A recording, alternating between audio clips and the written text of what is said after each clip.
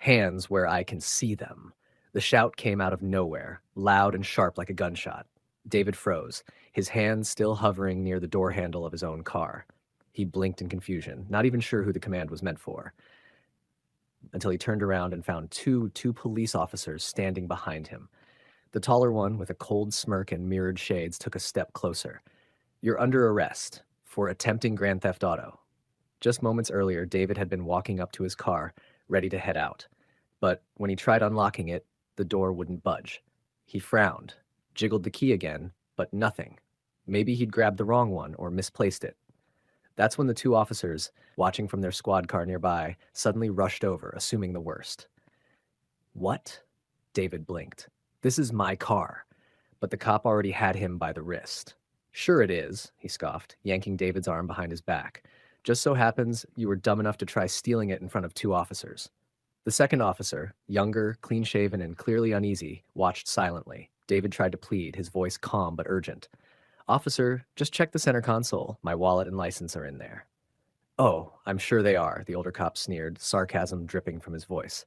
He turned to his partner and muttered loud enough for David to hear, "You believe the stones on this guy? Thinks he can lie right to our faces. Sir, please, just look inside. I'm telling you the truth. You have the right to remain silent. Anything you say or do can and will be used against you in a court of law," the older cop snapped, tightening the cuffs. "You have the right to an attorney. If you cannot afford one, one will be provided to you." Have you ever watched something completely unfair unfold and felt powerless to stop it? Before we get too deep, what country or city are you tuning in from? Drop it in the comments. We love seeing where you're watching from.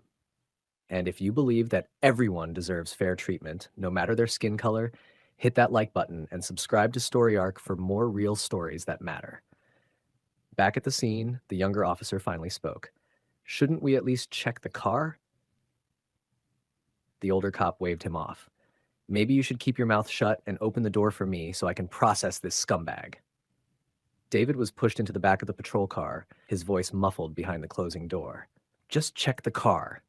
"Save it for the judge," the older cop said coldly. Only one person seemed to wrestle with doubt, and that tiny hesitation was about to become everything. Back in the car, David sat cuffed and stiff, trying to stay calm even as his mind raced. He leaned forward. "Officer, please, just check the car. Everything you need is in the center console." The younger cop hesitated. "You really saying this is your car?" "I swear," David said. "My license, registration, it's all in there. Just give it a look." But before the officer could say anything, the older cop barked, "Don't waste your time. He's lying, and you're falling for it." The younger cop pushed. "Still, what if he's telling the truth?" "You know his kind," the older one snapped. "All they do is lie and steal." There was a pause. The younger officer's jaw tightened. "His kind?" he repeated. "That's completely inappropriate." But the senior officer wasn't backing down. "Let it go, Edwards. I'm your commanding officer, and this is my call." David watched in disbelief as the argument played out in front of him. "Please," he begged. "It'll take 10 seconds. Just check." But the older officer turned his back and slammed the car door shut. At the station, David was booked and thrown into a cell. "You're making a big mistake," he said again. "Check the car. Every answer you need is in there." The older cop just scoffed and walked off. But Officer Edwards wasn't finished. He stepped over quietly and crouched by the cell. "If you're really the owner, where exactly is your ID?" "In the center console," David said again. "Please." Edwards looked at him hard, searching for any sign of a lie. Then he stood. "All right. Sit tight. I'll be back." David blinked, caught off guard. "Why are you helping me?" Edwards replied, "Because I believe in fairness. Doesn't matter what you look like. If you're telling the truth, you deserve a chance to prove it.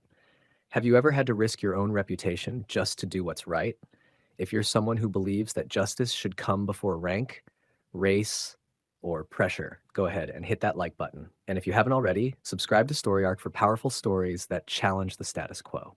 Officer Edwards walked straight into the common area and found the senior officer pouring himself a coffee like nothing just happened. "Sergeant," Edwards began cautiously, "I've been thinking maybe we should at least check out the guy's story. That's the least we can do before we end up wrongfully imprisoning someone who might be innocent." The older cop didn't even blink. "Drop this nonsense, Edwards. Can't you see this guy is playing you for a sucker? Besides, I already called impound. They're sending a tow." Edwards folded his arms. Even if he is lying, we might find something in the car that could help our case. Just let me check it before they haul it away. That's when the sergeant's smile disappeared. His voice dropped. Don't even think about it. Edwards raised an eyebrow. Sir? If you go behind my back, I swear I'll make your life in this department a living hell. The silence that followed was thick enough to cut with a knife. Edwards stared at him, then gave the smallest nod. All right, I'll drop it. But as he walked away, his jaw tightened. He wasn't letting it go. Not by a long shot. Moments later, he stepped outside and pulled out his phone. He knew exactly who to call. Detective Ramirez, an old friend from the department who owed him a favor. Hey, I need your help, Edwards said. Can you meet me at the impound lot? I need to get into a vehicle. Quietly. Ramirez hesitated. Does this have anything to do with your sergeant? I'll explain when you get there. Sometimes doing the right thing means going against orders. But what would you do if your boss told you to walk away from justice? If you've ever had to make a hard call between your job and your values, hit that like button. And don't forget to subscribe to Story Arc for more stories that remind us why integrity still matters. Later that evening, Ramirez showed up and used his tools to unlock the impounded vehicle. Edwards slid into the driver's seat and opened the center console. Empty. He checked the glove box. Nothing. No ID. No license. He sat there stunned. Had David lied to him after all? Edwards sat frozen in the driver's seat of David's car. Empty. He searched again. Center console, glove box, under the seat. Nothing. Not even a scrap of paper. The man had seemed so certain, so calm. But now, Ramirez stood nearby. You sure this is the right car? Yeah, Edwards said slowly, still looking around. This doesn't make sense. He stepped out of the car, running his hands over his head in frustration. And that's when he heard the voice. Well, look what we have here. Edwards turned, and there stood the sergeant, arms folded, that smug smirk back on his face. You have any idea how bad this looks? The sergeant snapped. Going behind my back, getting a detective involved.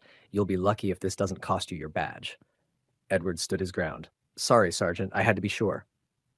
Oh? And did you find a license? Registration? A shred of proof?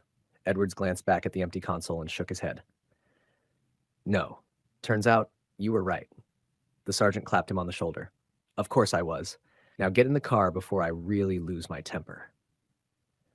As they drove back to the station, Edwards stared out the window, jaw clenched. Something still felt off. Back inside, he walked down to the holding cells where David sat on the bench, hands still cuffed in front of him. David looked up, hopeful. You found my license? Can I get out now? Edwards hesitated. I searched the whole car, man. There was nothing there. David frowned. That doesn't make sense. I left it right there. Center console. I swear. Edwards stepped closer, voice tight. You know the trouble I'm in for listening to you? I can't believe I fell for this. Listen, David said, eyes locked on his. Something's not right. I put it there. I'm not lying. But Edwards shook his head.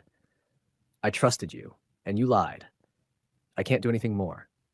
Have you ever stood up for someone only to feel like a fool afterward? Hit that like button if you've ever had your faith tested. And don't forget to subscribe to Story Arc for more stories that dig deeper than appearances. Edwards walked away. But the story wasn't over, not even close. The next morning, the squad room was packed. Officers filled every seat, sipping coffee, whispering in low tones as the police chief stepped up to the front. Morning, he began. Before we get into the day's agenda, I want to highlight an incident from yesterday. He paused, scanning the room. Sergeant Briggs, he said, motioning the senior officer forward. Briggs rose from his seat proudly and strutted to the front, adjusting his belt like he'd just won a trophy. Sergeant, the chief asked, tell us about that arrest you made yesterday. Briggs grinned. Caught a would-be car thief in the act, sir. Had him processed and booked within the hour. Good, the chief nodded. That makes this next part much easier. He turned. Officer Edwards, front and center. Edwards stiffened, stood up, and walked forward, unsure of what was coming. Is it true, the chief asked, that you disobeyed a direct order from your commanding officer and searched the suspect's vehicle? Edwards took a breath. Yes, sir. I did. I just wanted to be sure. I take full responsibility. Interesting, the chief said, pacing slowly, because I'm glad you did. The room went still. I rigged that car with hidden cameras, the chief continued. We've been getting complaints, claims of racial profiling. I didn't want to believe it, so I devised a test. A test? Edwards asked, eyebrows furrowed. The chief turned and the door opened. David walked in. No cuffs, no prison clothes. He was in a sharp suit, cleaned up and composed, with a badge clipped to his belt. The room went dead silent. "This is Detective David from another station. He volunteered to help by pretending to be locked out of his car in order to see the reactions of my officers." The junior cop, still confused, looked at the chief. "But I searched the car. I didn't see any evidence. No ID, no license." That's when the chief pulled out his tablet and played the footage. A clear video showed Briggs at the car, reaching into the console and pulling out the ID and wallet. Tampering with evidence. Clear as day. Briggs stumbled back. I can explain. "You can explain it to the judge," David cut in, stepping forward. "You're under arrest for tampering with evidence and obstruction of justice. You have the right to remain silent." He cuffed Briggs in front of everyone. "Have you ever seen justice hit like a freight train? Then go ahead and like this video and subscribe to Story Arc for stories where truth always finds the light." The chief turned back to Edwards. "You risk your job to do the right thing. That takes guts." He smiled. "Looks like we have an opening for a sergeant. What do you say?" Edwards blinked, stunned, then nodded. "I'd be honored, sir." Justice had spoken.